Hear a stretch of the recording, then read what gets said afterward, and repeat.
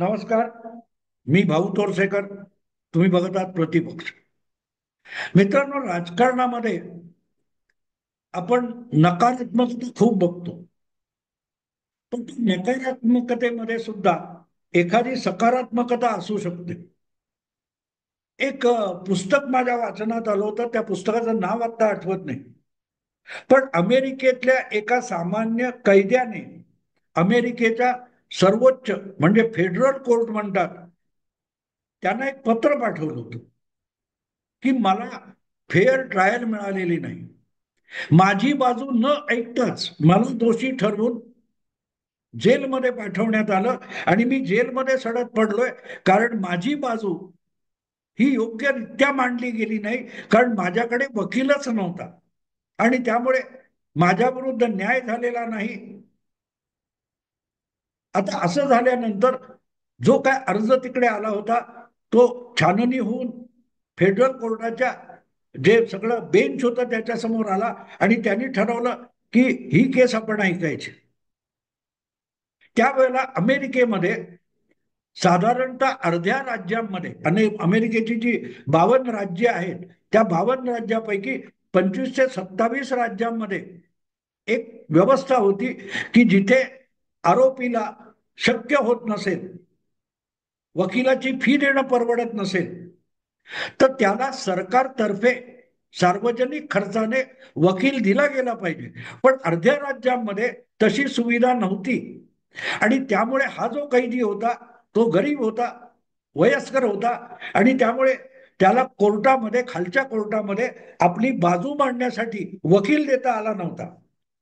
तर त्याची ती जी आपली बाजू न ऐकता न्यायनिवाडा झाला म्हणून अन्याय झाला ही भूमिका होती. त्याच्यावर सुप्रीम कोर्टाने, फेडरल कोर्टाने खटला चालवायचं ठरवलं आणि म्हणून अमेरिकेतल्या एका सगळ्यात प्रतिष्ठित अशा वकिलाला त्याची बाजू मांडण्याची संधी देण्यात आली. दुसरीकडे सगळ्या राज्यांना या विषयात आपली बाजू मांडायला बोलवलं आणि त्या निमित्ताने जे काय झालं, अमेरिकेत जो मोठा कायदेशीर बदल झाला, या कायदेशीर बदलाचं एक पुस्तक त्या वकिलाने, जो नामवंत वकील आहे त्याने ते लिहिलेलं पुस्तक आहे आणि त्यामुळे अमेरिकेची सगळी न्याय व्यवस्था कशी चालते याचा आढावा एक प्रकारे त्या पुस्तकात घेतला गेलेला आहे. आता मी तो तो विषय का तुमच्या समोर सांगितला, ही सगळा तपशील नव्याने मी तुम्हाला काय सांगितलं, तर त्याचं कारण असं की त्या वकिलाने एका नकारात्मकतेमध्ये सकारात्मकता कशी आहे हे सांगितलेलं मी वाचलेलं आहे. तो म्हणाला हा आरोपी होता, फडतूस माणूस होता, पण अशा नाकर्तेपणातून, नालायकांकडून सुद्धा अनेकदा चांगली कामं होऊन जातात आणि तो मोठा तपशील आहे की त्याच्यामुळे एक मोठा विषय फेडरल कोर्टासमोर आला आणि त्यातून गरिबांना, ज्यांना वकील परवडत नाही, त्यांना वकील देण्याची व्यवस्था निर्माण होऊन गेली. तो आरोपी काय होता हे सोडून द्या, पण त्याच्या एका फालतू अर्जाने, नगण्य वाटणाऱ्या अर्जाने अमेरिकेच्या न्याय व्यवस्थेमध्ये एक मूलभूत पायाभूत बदल करून टाकला आणि सगळ्या अमेरिकेच्या राज्यामध्ये कुठल्याही कोर्टामध्ये एखादा गरीब आरोपी आला आणि त्याच्या खिशात पैसे नसतील तर त्याला सरकारी खर्चाने वकील दिला पाहिजे, असा सर्वव्यापी निर्णय दिला गेला. ही नकारात्मकतेतली सकारात्मकता आहे. आणि म्हणून एखादी गोष्ट आपल्याला नकारात्मक वाटते त्याच्याकडे आपण फक्त निगेटिव्ह म्हणून बघायचं कारण नाही, त्यातूनही काही पॉझिटिव्ह मिळतं का हे बघितलं पाहिजे. मला आठवतं 2012-13 मध्ये, 13-14 मध्ये जेव्हा नरेंद्र मोदी हे लोकसभेची निवडणूक पहिल्यांदा लढवण्यासाठी मैदानात उतरले होते, तेव्हा त्यांचं पहिलं भाषण हे दिल्लीच्या श्रीराम कॉमर्स कॉलेजमध्ये झालं होतं आणि तिथे विद्यार्थ्यांसमोर भाषण करताना मोदींनी आपली भूमिका, आपली मानसिकता काय सांगितलं होतं की त्यांच्या टेबलवर असं पाण्याचं अर्ध ग्लास होतं, ते दाखवून ते म्हणाले की जगात दोन प्रकारची माणसं असतात, हे ग्लास आहे, ह्या ग्लासामध्ये अर्ध पाणी भरलेलं आहे. तर जे सकारात्मक असतात ते म्हणतात की ह्याच्यात अर्धा ग्लास तर पाणी आहे कमीत कमी, म्हणजे आहे काय ते बघतात. जे नकारात्मक असतात असे लोक त्या ग्लासाकडे तेच ग्लास दाखवतात आणि म्हणतात पण अर्ध ग्लास तर रिकामी आहे. म्हणजे नाही आहे ते बघणारे असतात, आहे ते बघणारे असतात. पण मला ना तिसरा पण एक मार्ग असतो याकडे बघण्याचा. आणि मोदींनी सांगितलं होतं माझ्यासारखा माणूस अर्ध ग्लास रिकामी हे बघत नाही, कारण त्या अर्ध्या रिकाम्या ग्लासामध्ये पाणी नसेल, पण त्या अर्ध्या ग्लासामध्ये हवा तर शिल्लक आहे. कारण रिकामी जागा असू शकत नाही. जी जागा रिकामी होते तिथे हवा असते. त्यामुळे त्या अर्ध ग्लास रिकामी आहे, त्याच्यात सुद्धा हवा असेल तर त्या हवेचा काही उपयोग करून घेता येतो का, याचा मी विचार करीन. ही काय म्हणतात ती सकारात्मक भूमिका किती टोकाची असावी याचं उदाहरण म्हणून मी मोदींचं ते एक वाक्य नेहमी लक्षात ठेवतो. हे मी आज सांगतो याचा अर्थ असा आहे की सध्या महाराष्ट्रामध्ये जे नकारात्मक राजकारण सर्वदूर पसरलेलं आहे, की लोकसभेची निवडणूक जिंकल्यानंतर सुद्धा जिंकणारी महाविकास आघाडी नकारात्मक भूमिका घेऊनच विधानसभेची निवडणूक लढत होती. दुसरीकडे लोकसभा निवडणुकीत दणदणीत पराभव झालेला महायुती आणि त्यातले तीन पक्ष, भारतीय जनता पक्ष, अजितदादांचा राष्ट्रवादी गट आणि एकनाथ शिंदे यांची शिवसेना, हे तीनही पक्ष लोकसभेतला भयंकर पराभव झाला असताना सुद्धा त्याकडे सकारात्मक बघून यातून मार्ग कसा काढताय. मित्रांनो, काल परवा म्यानमारमध्ये, बँकॉकमध्ये आणि भूकंप झालेला आहे. तो भूकंप झाल्यानंतर जीव वाचले ना, काही लोक मेले, पण लाखो लोक जगले सुद्धा आहेत इतक्या भयंकर संकटात. मग ते जगलेले लोक पहिल्यांदा काय करतात की जी सगळा विध्वंस झालेला आहे त्या विध्वंसातून परत वापरण्यासारखं काय आहे, भांडी कुंडी आहेत, कपडे आहेत, वाहनं आहेत. जी वाहनं चेपली गेली, गाडली गेली सोडून द्या, पण उरलेली वाहनं आहेत त्याचा काही उपयोग करता येईल. पाणी व्यवस्था, गॅस व्यवस्था, याच्या नळ्या, पाईप असतील ते उद्ध्वस्त झाले असतील, मोडकले, पण जे शिल्लक आहेत त्याचा कसा वापर करता येईल या दृष्टीने कमीत कमी वापर करून ती व्यवस्था अधिक उपयुक्त बनवण्याकडे लोक विचार करतात. त्याला सकारात्मकता म्हणतात. आणि म्हणून सगळीकडे नकारात्मकता असेल महाराष्ट्रात राजकारणामध्ये, पण त्यातही सकारात्मकतेचे, पॉझिटिव्हिटीचे काही आशेचे किरण आहे. आणि ते लोकांना समजावले पाहिजेत असं मला वाटलं, म्हणून मी आधीचं निरूपण केलं.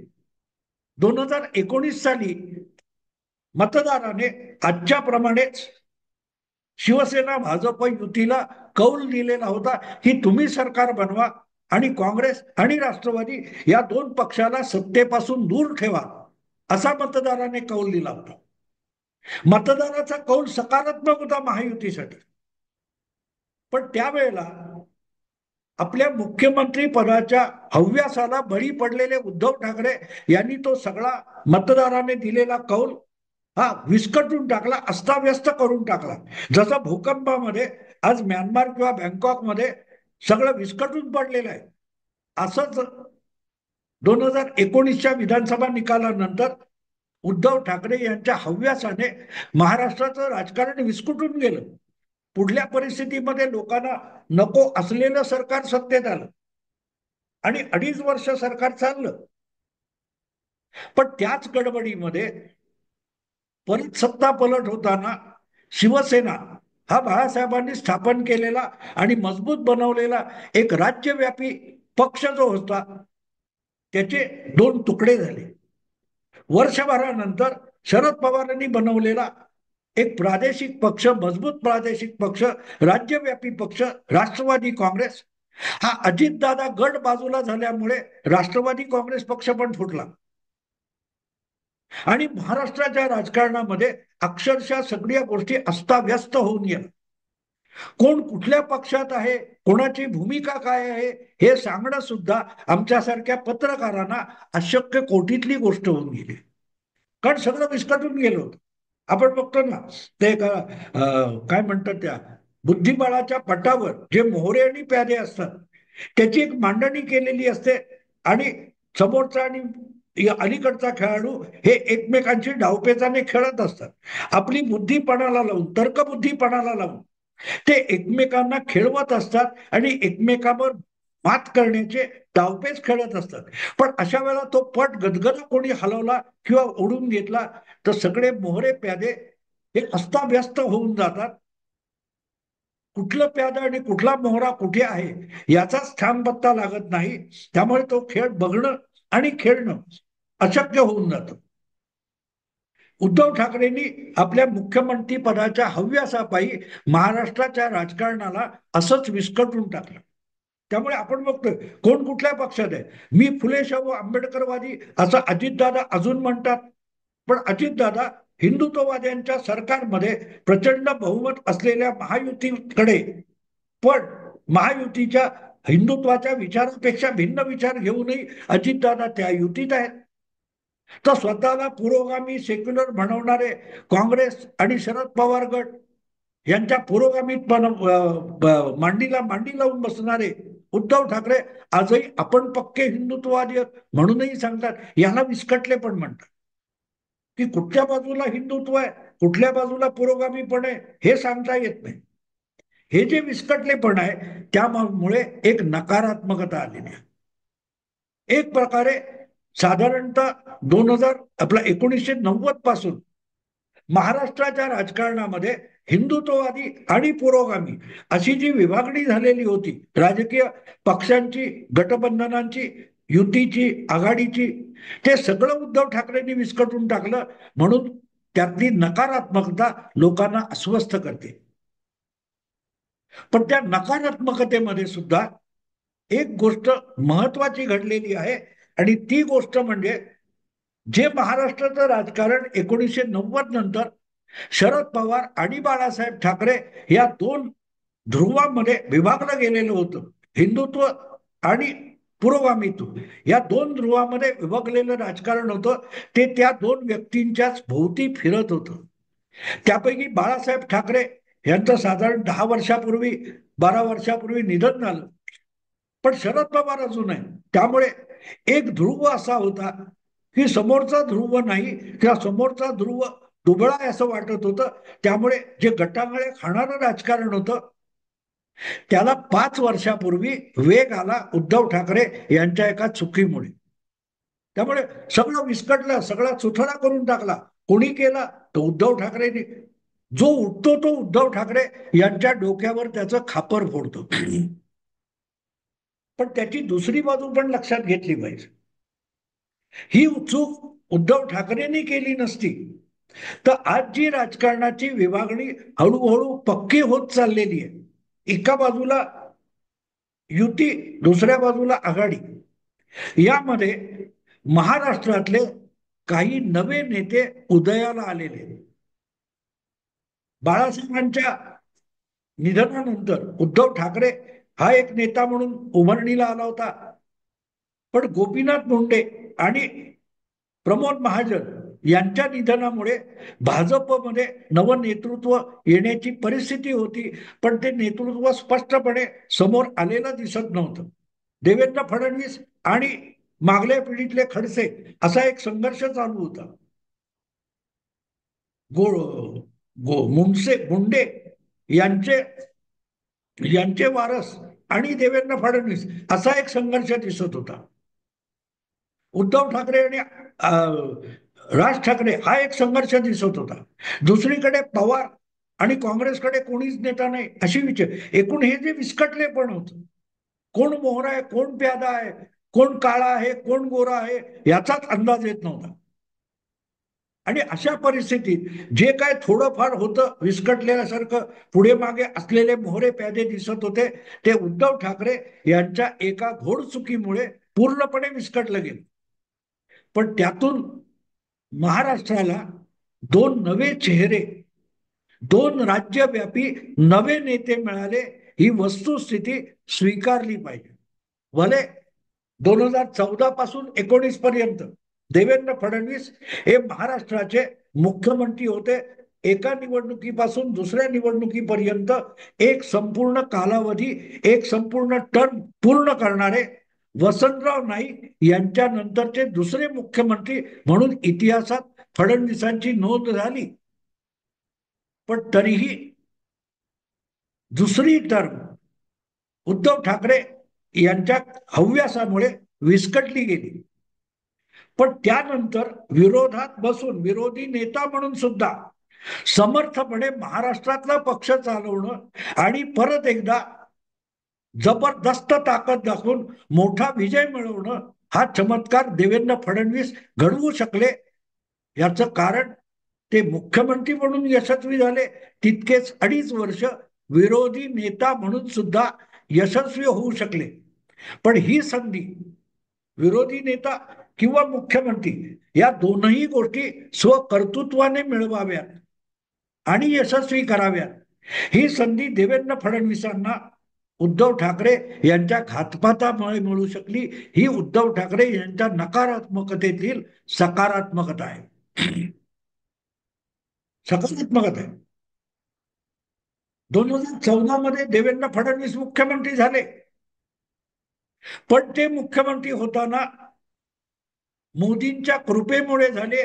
ती निवडणूक मोदींच्या कृपेने जिंकली गेली होती. मोदींच्या लोकप्रियतेने भाजप महाराष्ट्रात 1 नंबरचा पक्ष झाला. आणि जवळजवळ तशीच परिस्थिती 2019च्या विधानसभा निवडणुकीत होती. आणि म्हणून 14 आणि 19 या 2 निवडणुकांमधलं भाजपचं महाराष्ट्रातलं यश हे मोदींच्या नावावर लागतं. पण 2024 लोकसभा निवडणुकीत मोदींचं नाणं चाललं नव्हतं. आणि अशा परिस्थितीमध्ये 6 महिन्यात आलेली विधानसभा निवडणूक महाराष्ट्रात युती बनवून फिरली आणि भाजप सगळ्यात जास्त मतं स्वतःसाठी जागा मिळवणारा पक्ष, विक्रमी पक्ष झाला. त्याचं श्रेय मोदींना असेल, पण मोदींच्या पेक्षा जास्त श्रेय हे देवेंद्र फडणवीसांना आहे. आणि त्यामुळे 2024 ची निवडणूक अशी आहे की त्या निवडणुकीच्या निकालांनी देवेंद्र फडणवीसांना राज्यव्यापी नेता करून टाकलं. त्यामुळे आज देवेंद्र फडणवीस हे शरद पवारांनंतरचे महाराष्ट्रातले सर्वव्यापी आणि सर्वप्रिय नेता आहेत. हे वस्तुस्थिती आहे. पण ती वस्तुस्थिती सिद्ध होऊ शकली त्याचं एक महत्वाचं कारण किंवा निमित्त उद्धव ठाकरे यांचा हव्यास आहे, हे विसरता कामा नये. दुसरीकडे निवडणूक जिंकूनही 2.5 वर्ष विरोधी पक्षात बसावं लागलं, ही मोदी देवेंद्र फडणवीसांना हळहळ होती. पण ज्या जिद्दीने ते लढले आणि त्यांनी उद्धव ठाकरेंना धडा शिकवताना शिवसेनेतला अत्यंत गुणवान असा नव्या पिढीचा नेता एकनाथ शिंदे यांना शिवसेनेतून बाहेर काढून परत युतीचं सरकार आणलं. ते सरकार आणताना एकनाथ शिंदे यांना राज्यव्यापी नेता बनवून टाकलेले.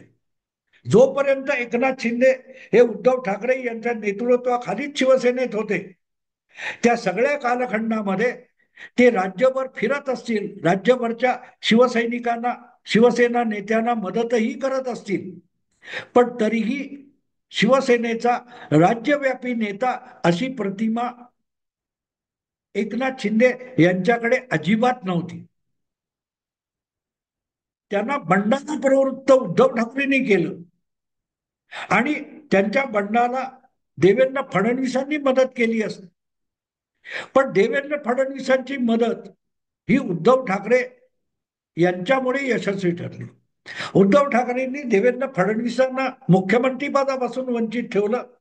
पण दुसरीकडे एकनाथ शिंदे यांना सुद्धा इतकं घुसमटून टाकलं होतं की शिवसेनेमध्ये बंड करावं, ही इच्छा उद्धव ठाकरेंनी एकनाथ शिंदेच्या मनात जागवली.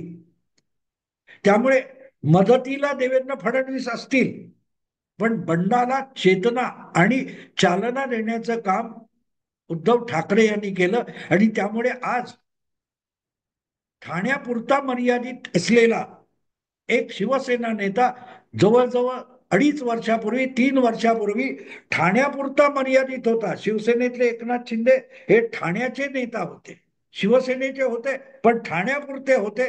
राज्यामध्ये त्यांच्या शब्दावर शिवसैनिक हलेत अशी परिस्थिती नव्हती. ती परिस्थिती गेल्या 3 वर्षात निर्माण झाली. त्याला मदत अमित शहा आणि देवेंद्र फडणवीसांची झाली असेल, पण त्यासाठी शिवसेनेत बंड करण्याची वेळ त्यांच्यावर आणली ती उद्धव ठाकरेंनी आणली. आणि म्हणून एकनाथ शिंदेना राज्यव्यापी नेता बनवण्यामध्ये जितकं अमित शहा आणि देवेंद्र फडणवीस यांचं पाठबळ कामी आलं, तितकंच मोठं योगदान त्यांना बंडाला प्रवृत्त करणाऱ्या उद्धव ठाकरे यांचं आहे. उद्धव ठाकरेंचं राजकारण नकारात्मक जरूर आहे, पण त्या नकारात्मक राजकारणातली एक मोठी सकारात्मक बाजू अशी आहे की त्यातून महाराष्ट्राला 2 नवे राज्यव्यापी नेते मिळाले. एक म्हणजे आधीपासून राज्यव्यापी होते, पण ज्याच्यावर शिक्कामोर्तब झालेलं नव्हतं असा भाजपचा राज्यातला प्रमुख नेता म्हणून देवेंद्र फडणवीस यांच्यावर उद्धव ठाकरेंच्या हव्यासामुळे शिक्कामोर्तब झालं. आज काल परवा जी प्रभावशाली भारतीयांची एक यादी आली, त्यामध्ये देवेंद्र फडणवीस यांचा नंबर हा काहीतरी 9वा किंवा असा काहीतरी आलेला आहे. तो इतके दिवस खूप पुढे होता, 20-25 वगैरे असायचा, तो अचानक अलीकडे आलेला आहे, 9 की 10 वगैरे असं काहीतरी आलेलं आहे. ते श्रेय, त्यामधलं योगदान हे उद्धव ठाकरेंचं नाकारता येणार नाही. पण त्याच वेळेला शिवसेनेत सडक पडलेला एक नेता होता ज्याचं नाव एकनाथ शिंदे, त्याला राज्यव्यापी नेता बनवण्यामध्ये उद्धव ठाकरे यांचं मोठं योगदान आहे, हे स्वीकारावं लागेल. तर उद्धव ठाकरे यांनी महाराष्ट्राला 2 राज्यव्यापी नेते दिले, याचं श्रेय त्यांना देऊन थांबतो. मित्रांनो, विषय आवडला लाईक करा, शेअर करा आणि प्रतिपक्षाला सबस्क्राईब करा. नमस्कार.